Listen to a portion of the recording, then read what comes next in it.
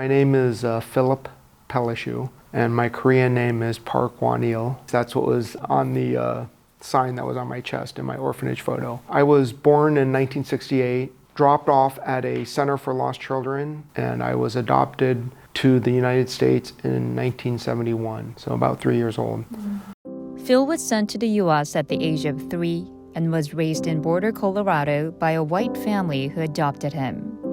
Phil's black hair and dark eyes stood out in the mostly white neighborhood he grew up in. Yet to Phil, his birth country, Korea, felt like somewhere he was completely new to.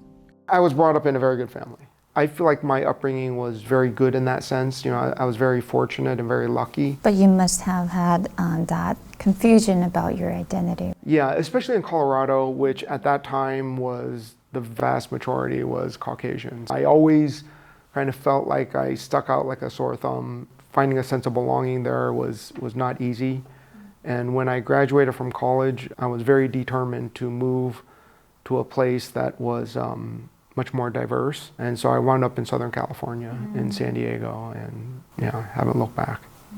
When is it that you decided to find your birth family? I had not really been interested. I never kind of had a consciousness about it until I was actually quite old. Probably about 10 years ago, which would have made me 47 at the time. My kids played junior tennis, and there was another guy who was also a Korean adoptee whose children also played junior tennis. And so I reached out to him, and that kind of started my whole journey into being adopted and kind of trying to explore that and coming out of the fog. And then in 2023, I came to Korea through an organization called Goal. They helped me with my initial birth family search. That was where we had created that flyer and posted it in a few places and tried to do some digging. 2023, was that your first time in Korea? It was kind of my first time. It was a bit unusual seeing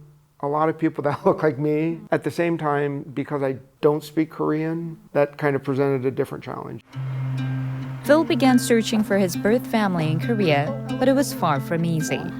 Initial DNA tests turned up empty, so Phil went from place to place on foot to collect documents and screen old records, piecing together the last fragments of his past one by one.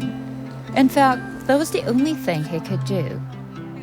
When I came in April of this year, I came by myself, and I went to a bunch of different government agencies to try and get documents. Yeah. And that proved to be very, very difficult because number one, I don't speak Korean.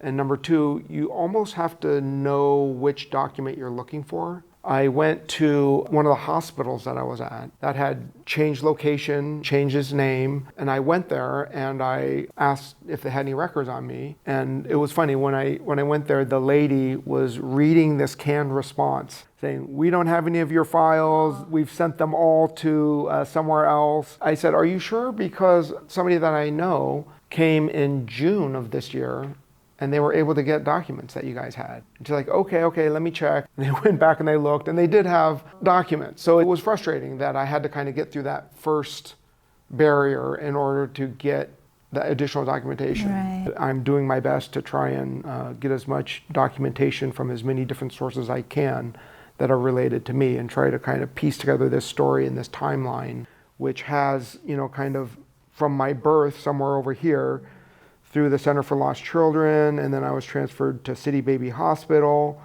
and then to Wyatt Baby Home. At the end of this hospital stay, I was then adopted out to the United States. This group of documentation is what I got from what is called a FOIA request. FOIA stands for Freedom of Information Act.